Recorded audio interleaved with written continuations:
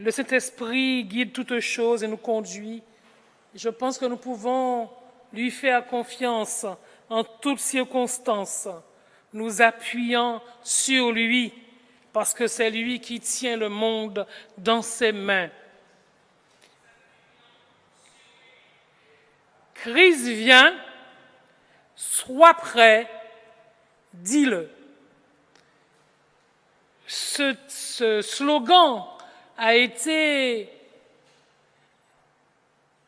il y a de cela quelques années, je me demande bien s'il n'y a pas plus de 30 ans, le thème d'une de nos retraites spirituelles, nos camps Adonai, c'est-à-dire le camp 1 ou le camp 2, où on réunissait les jeunes de la Guadeloupe, de la Martinique et de la Guyane, et nous étions réunis pour cette occasion au site de Vivre et Camper à Sainte-Anne.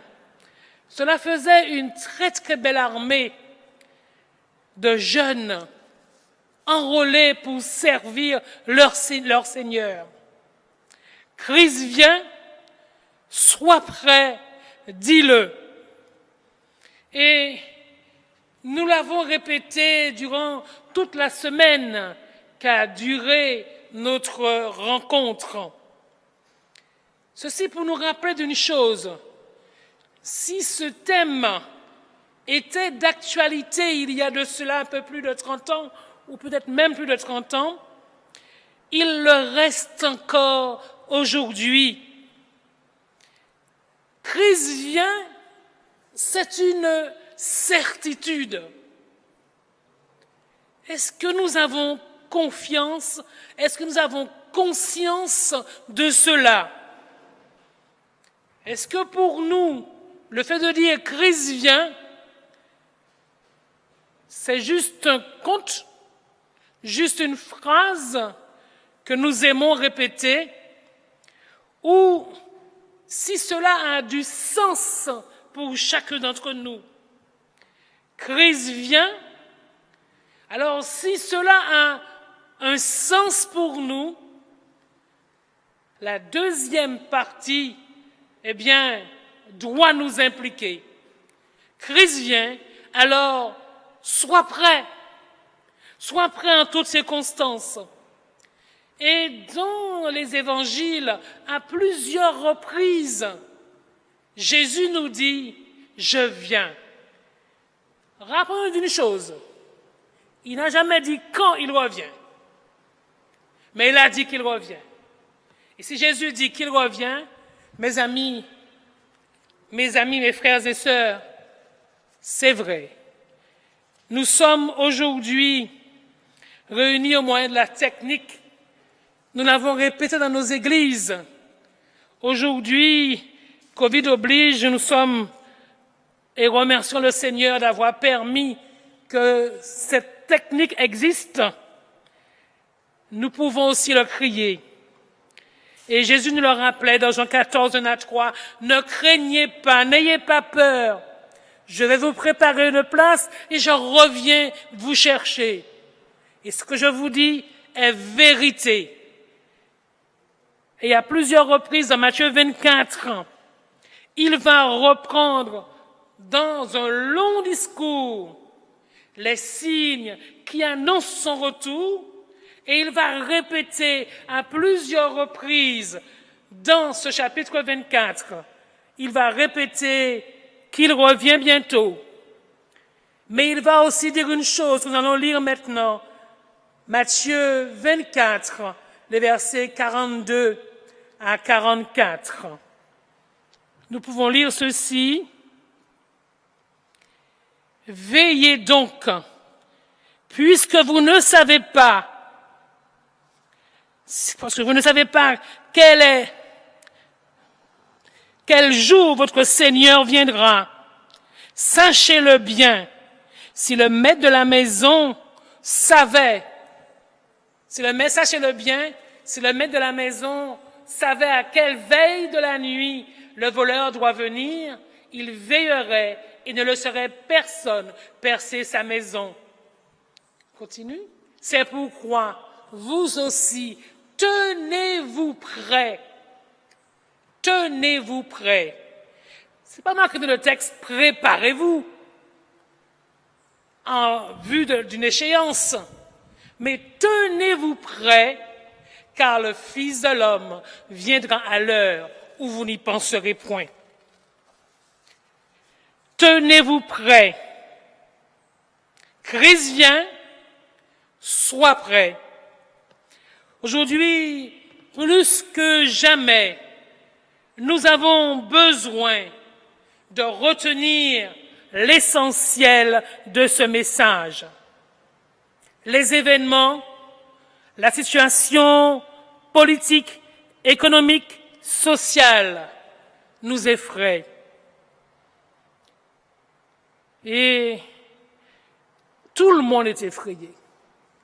Les jeunes, les adultes, les plus grands, tout le monde est effrayé par la situation dans laquelle nous sommes. Mais ici, Dieu veut nous interpeller. Dieu veut nous interpeller parce que le sois prêt est important. Sois prêt parce que j'ai besoin de toi pour le dire aux autres.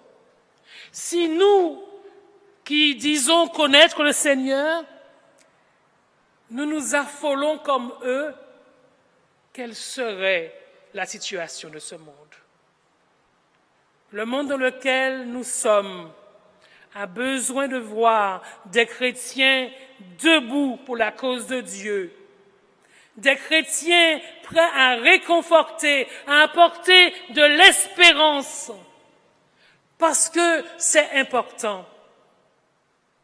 Cette semaine, Lise m'a envoyé une minute d'un journal, une jeune fille de 24 ans, à l'âge de mes filles, qui venait d'ouvrir un salon de coiffure à Liège, et face à la situation, face à l'endettement dans lequel elle s'était mise pour pouvoir ouvrir son salon de coiffure, elle ne voyait pas comment s'en sortir. Et cette jeune fille a préféré se suicider. Mes amis, comme j'ai répondu à ma fille, ce n'est certainement pas le premier cas.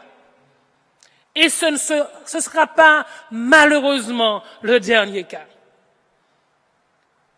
Satan veut nous effrayer.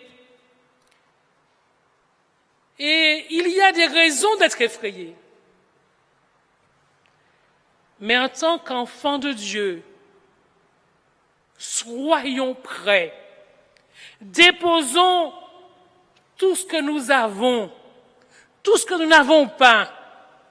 Déposons nos enfants, déposons nos familles dans les mains du Seigneur. Parce qu'aujourd'hui, Dieu veut compter sur chacun d'entre nous.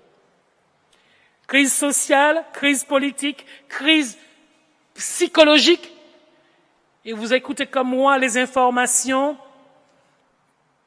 La société dans laquelle nous sommes va mal. Parce que, en plus de tout cela, nous qui sommes des êtres sociaux, Dieu nous a créés pour pouvoir vivre avec les autres, communiquer avec les autres. L'importance du toucher, tout cela disparaît. Et s'il y a autant de peau sur nous, c'est parce qu'il faut quand même se toucher. Et c'est important le toucher. Tout ça disparaît. C'est tellement important qu'en Italie, on a inventé une bulle à câlin.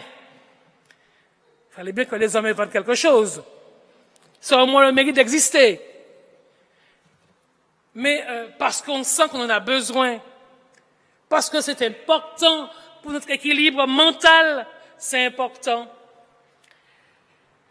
L'apôtre Paul va reprendre ce discours de Jésus, mais en le centrant sur nous, sans présenter toutes les descriptions qui annoncent le retour de Jésus. Et nous allons le lire dans 1 Thessaloniciens 5, les versets 1 à 5 pour commencer. Tu peux m'afficher le texte parce que je vois mieux quand c'est au tableau. Pour ce qui est des temps et des moments, vous n'avez pas besoin, frères, qu'on vous en écrive. Et Jésus avait déjà dit cela. Ce n'est pas à nous de chercher quand cela va arriver. Ça peut arriver demain, ça peut arriver, peu importe. Mais une chose est certaine que cela va arriver. Car vous savez bien vous-même que le jour du Seigneur viendra comme un voleur dans la nuit. Quand les hommes diront paix et sûreté, alors une ruine soudaine les surprendra, comme les douleurs de l'enfantement surprennent la femme enceinte, et ils n'échapperont point. On a envie de comparer ce texte dans notre situation d'aujourd'hui. Effectivement, à la fin de l'année 2019, on parlait d'embellie économique, ralentissement du chômage, etc. Et rapidement, cela a commencé en Chine, cela s'est poursuivi dans le reste du monde. Et aujourd'hui, nous sommes en pleine récession économique. Alors que les hommes pensaient que 2020 serait une année tranquille, où on pourrait jouir des bienfaits économiques, etc., eh bien, ceci est arrivé. Et il faut faire face. Nous avons besoin de faire face à cela, parce que Dieu nous le demande. Mais vous, frères, vous n'êtes pas dans les ténèbres pour que ce jour vous surprenne comme un voleur. Pourquoi? Parce que vous êtes tous des enfants de la lumière et des enfants du jour. Nous ne sommes point de la nuit ni des ténèbres. Voilà ce que Dieu nous dit ici. Voilà ce que l'apôtre Paul écrit ici pour nous rassurer. Je le répète, la situation est anxiogène, mais nous avons une espérance. Notre discours, par là même, doit être différent de ceux des autres. Notre façon de vivre doit dire que nous sommes prêts. Qu'est-ce que cela veut dire, être prêt? Être prêt, pour commencer, c'est rechercher davantage la présence de Dieu dans nos vies. Passer du temps à l'étude de la parole de Dieu. Recherchons Dieu. Christ vient, sois prêt. Et pour cela, nous avons davantage besoin de demander à Dieu de nous permettre de comprendre son écriture, de nous permettre de nous l'approprier, mais nous avons besoin de vivre comme Christ aurait vécu dans ces moments-là. Et c'est pourquoi que nous devons l'invoquer. C'est pourquoi que nous devons le prier. Comment vivre aujourd'hui? Comment ne pas se laisser distraire? Comment ne pas se laisser perturber par tout ce que nous entendons et voyons? Ce midi, j'ai envie de vous lire le message que Wilnise m'a envoyé. Wilnise, c'est l'une de mes jumelles. Un message qu'elle envoie à un ami qui vivait des moments, qui se posait des questions, on va résumer ainsi. Et elle lui disait, en ce qui concerne, je dis pas le début, en ce qui concerne la vidéo de 2 heures que tu m'as envoyée sur la situation sanitaire, je l'ai regardée, mais je sais pas, entre ceux qui parlent de complot et les autres, je ne sais pas quoi choisir. Mais je n'ai même pas envie de choisir. Mais après avoir bien regardé, j'ai compris une seule chose. La chose qui m'est venue à l'esprit, c'est malheur à l'homme qui se confie à l'homme, et les hommes qui disent que c'est un complot sont aussi des hommes. Attention, je ne dis pas que ce qu'il dit est faux ou vrai. À la limite, ce n'est pas mon problème. Tout ce qui est important de savoir, c'est quel que soit le groupe auquel nous voulons appartenir, c'est que c'est l'œuvre du diable. Et tout cela est bien plus encore un témoignage de la fin des temps. Le truc, langage de jeunes, le truc est de savoir si on est prêt. Dieu ne nous posera pas la question « Pour quel camp étiez-vous » Le camp de ceux qui prennent vaccin, coronavirus, gestes barrières, etc.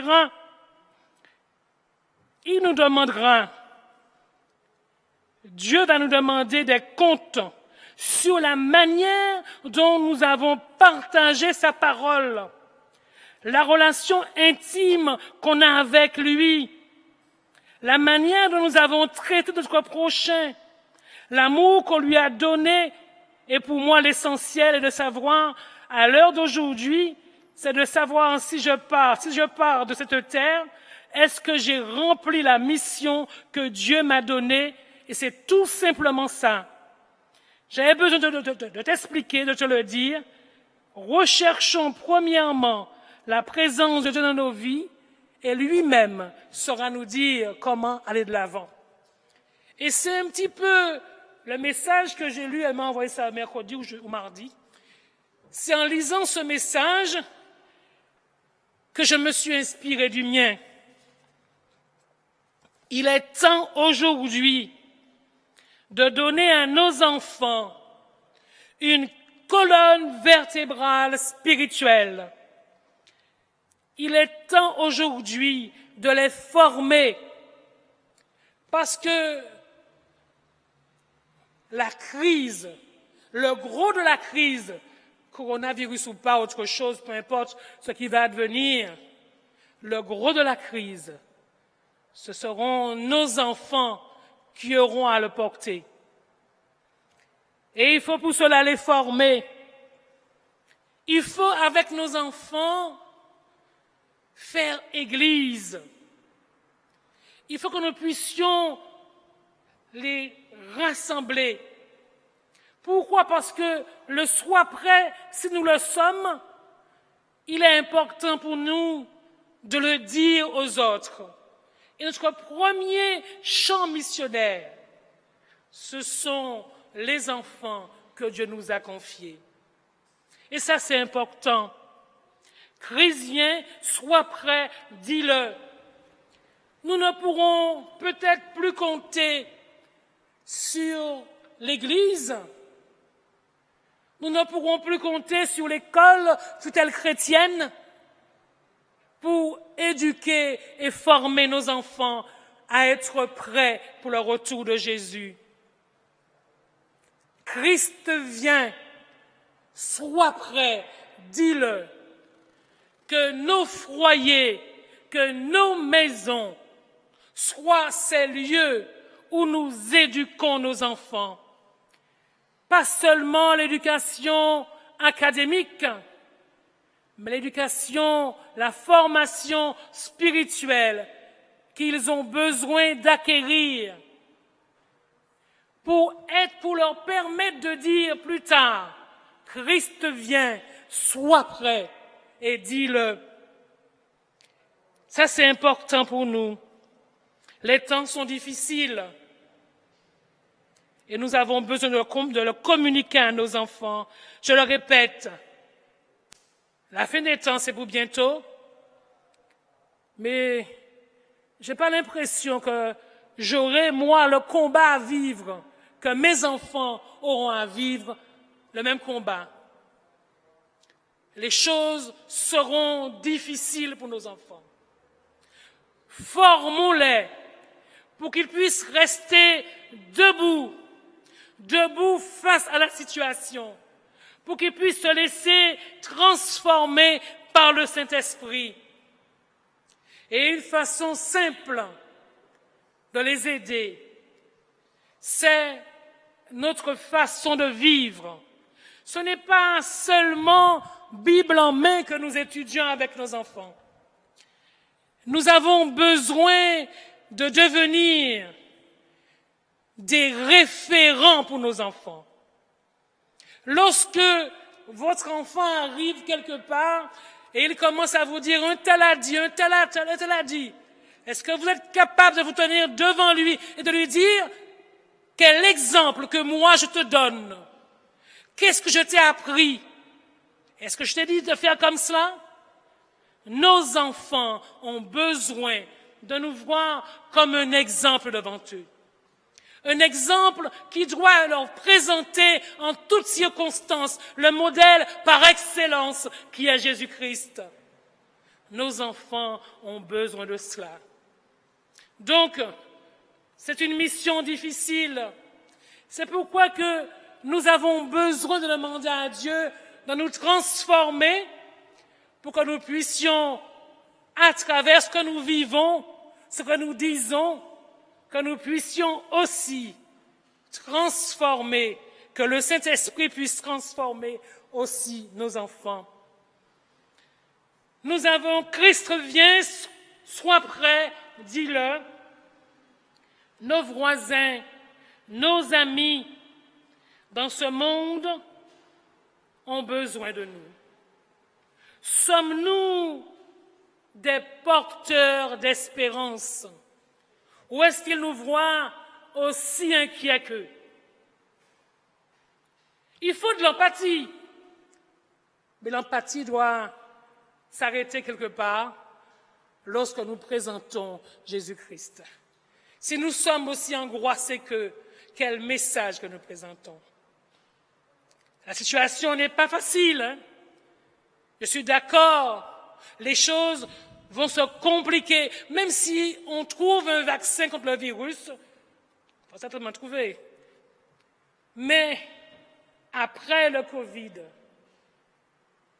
les choses ne vont pas s'améliorer. Les choses ne vont pas s'améliorer et Dieu compte sur nous pour annoncer le message d'espérance que nous avons. Dans Matthieu, je n'ai pas dit ce texte-là, Matthieu 24, le verset 14, que nous connaissons. L'Évangile sera annoncé pour servir de témoignage, alors viendra la fin. Cette bonne nouvelle. Vous avez vu dans Matthieu 24, ceci fait partie de toute la description des temps de la fin. Et cet évangile qui est propagé dans des temps de crise, parce que le texte est au beau milieu de cette situation de crise. Et c'est dans cette situation de crise que nous devons annoncer malgré tout et contre tout l'espérance que Christ met en nous.